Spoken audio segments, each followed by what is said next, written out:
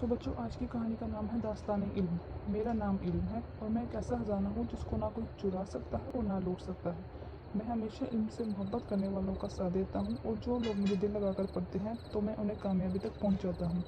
मुझे पहले वक्त का ज़माना याद आता है तो मेरा दिल खुशी से झूम जाता है।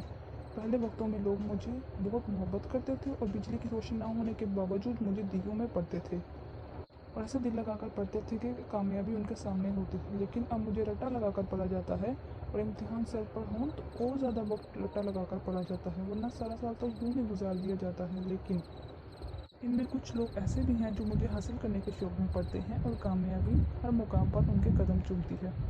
मैं अब भी खुश हूँ कि मुझसे मोहब्बत करने वाले बहुत से हैं और उन लोगों की कदर करता हूँ।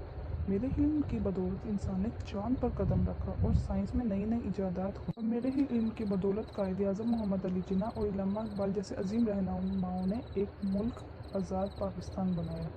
मुझसे मोहब्बत करने वालों, मैं तुम्हारा शुक्रिया अदा करता हूँ और जो मुझसे मोहब्बत नहीं करते और खिलया कर देते हैं उनसे भी कहता हूँ, आओ आगे बढ़ो और मुझे हासिल करो। यकीनन कामयाबी तुम्हारे कदम चूमेगी।